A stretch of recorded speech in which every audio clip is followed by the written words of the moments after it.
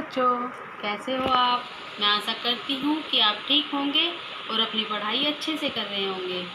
बच्चों, आज हम कक्षा 5 का पाठ 3 मेरी शिक्षा इसका पठन कार्य करेंगे। इसके जो लेखक है वो है डॉक्टर राजेंद्र प्रसाद जी। ये पाठ उनकी आत्मकथा है, मेरी शिक्षा। तो चलो अब हम इसे शुरू करते हैं। तो बच्चों, पाठ को पढ़ने से पहले मैं थोड़ा सा आपको डॉक्टर राजेंद्र प्रसाद जी के बारे में बता देती हूँ।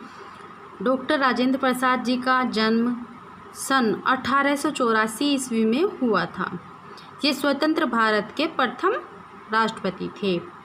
इन्होंने स्वतंत्रता आंदोलन में भी बढ़ चढ़कर भाग लिया। ये कुशल वक्ता, प्रशासक एवं साहित्य अनुरागी थे। इनकी मृत्यु सन 1963 में हुई थी। तो बच्चों, अब शुरू करते हैं हम इनकी आत्मकथा मेरी शिक्षा। 5वें या 6ठे बरस में मेरा अक्षरारंभ कराया गया। अक्षरारंभ कहते हैं पढ़ाई की शुरुआत। उस समय की प्रचलित प्रथा के अनुसार अक्षरारंभ मौलवी साहब ने बिस्मिल्लाह के साथ कराया था। अक्षरारंभ यानी कि मैंने आपको बताया कि पढ़ाई की शुरुआत, और बिस्मिल्लाह कहते हैं शुरू करना।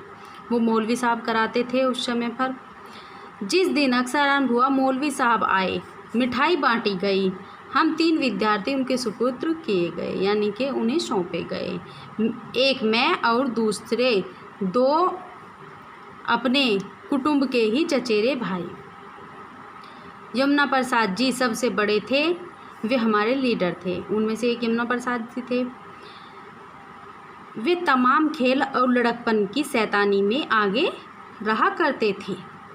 उनके एक चचा, जो मेरे भी चचा थे, बहुत मजाक पसंद थे।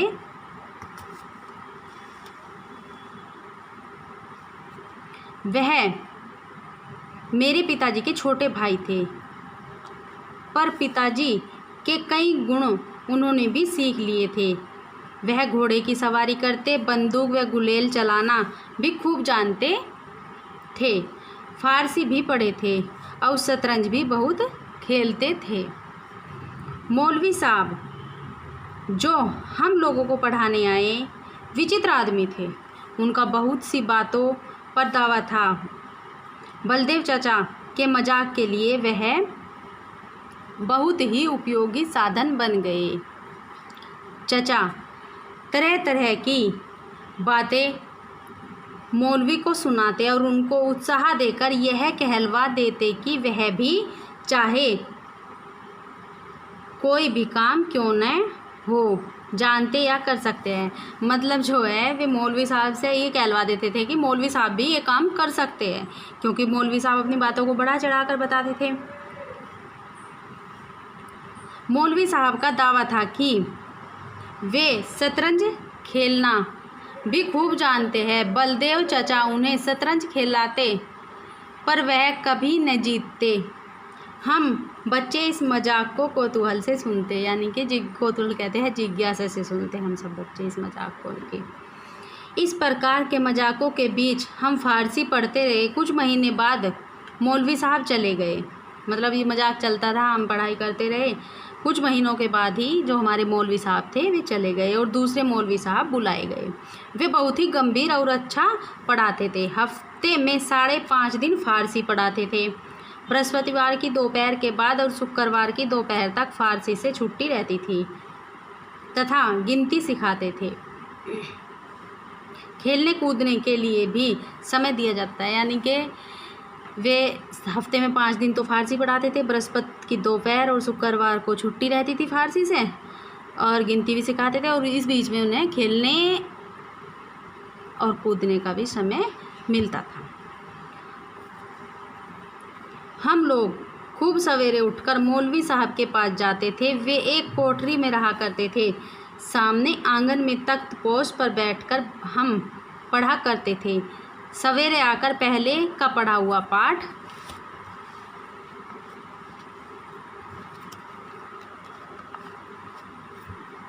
दोहराया जाता, यानी कि जब हम पढ़ाई के लिए सुबह ही आते तो पहला जो हमें पहले दिन पाठ पढ़ाया हुआ होता था, पहले उसको दोहराया जाता था, फिर अगला पाठ हमें पढ़ाया जाता था। जो जितनी जल्दी याद कर लेता उसको उतना ही जल्दी नया सबक पढ़ा दिया जाता। तब तक सूर्योदय हो जाता, हम अपना मुंह हाथ धो लेते और माँ के पास कुछ खाने के लिए पहुँच जाते। प्राय आधे घंटे की छुट्टी मिलती, मतलब जो इस बीच में हमें आधे घंटे की छुट्टी मिलती, उसमें हम अपना नाश्ता करने के लिए माँ के पास पहुँच जाते। नाश्ता करके लौटने पर सबक याद करना पड़ता और सबक याद करके सुना देने के बाद मौलवी साहब हुक्म देते, किताब बंद करो। किताब बंद करके तख्ती निकालनी होती। एक तख्ती हुआ करती थी लकड़ी की, उस पर रोशनाई से लिखा करते थे, उसे पोत कर। अब तो कुछ जगह है कुछ जगह नहीं है, लेकिन पहले होती थी, हमने भी लिखा है उस पर। तख्ती भर जाती तो उसे धोना पड़ता। इस क्रिया में भी कुछ समय खेलने को मिलता। दोपहर को नहाने और खाने के लिए 1-1.5 घंटे की छुट्टी मिलती, यानी कि पहले नाश्ते की मिल गई आधे घंटे की, 1-1.5 घंटे की दोपहर को मिल गई, और खाकर फिर उसी तख्त पोस्ट पर सोना पड़ता। मौलवी साहब चारपाई पर सोते। दोपहर के बाद दूसरा सबक मिलता और उसको याद करके सुनाने पर ही खेलने की छुट्टी मिलती। शाम को जल्द नींद आती, डर रहता कि मौलवी साहब हमें पलक झपकते न देख ले। जब शाम को हम थक जाते थे पूरे दिन तो नींद भी जल्दी आती थी, तो इसलिए ऐसा लगता था, डर लगता था इस बात का कि मौलवी साहब हमें देख ना ले कि ये सोने की कोशिश कर रहे, नहीं तो मार पड़ती। जल्दी छुट्टी के 2 उपाय थे। खेलकूद में जमुना भाई लीडर थे और जल्दी छुट्टी पाने के लिए भी उपाय वही करते थे। पढ़ने के लिए तेल का दिया जलाया जाता था। जमुना भाई रेत की छोटी पोटली बना लेते। पोटली यानी कि रेत की एक कपड़े में बांध लेते थे, उसे पोटली बना लेते थे और छिपाकर उसे दिए में रख देते। वह शीघ्र तेल सोख लेती और दिया जल्द बुझने पर आ जाता। मौलवी साहब दाई पर गुस्सा होते कि तेल कम क्यों डाला, और वे मजबूर होकर किताब बंद करने का हुक्म दे देते और कह देते, यानी कि सो जाओ। और जो कुछ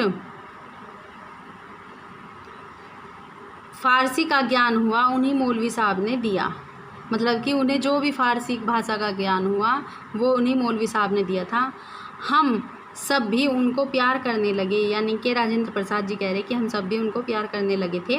जब घर छोड़कर छपरा अंग्रेजी पढ़ने के लिए जाना पड़ा तो मौलवी साहब को और हम लोगों को भी बहुत दुख हुआ। तो बच्चों, ये था आज का पाठ, आप इसको पढ़ेंगे अच्छे से। तो अब कल मैं आपको इस पाठ के प्रश्नोत्तर और शब्दार्थ कराऊंगी।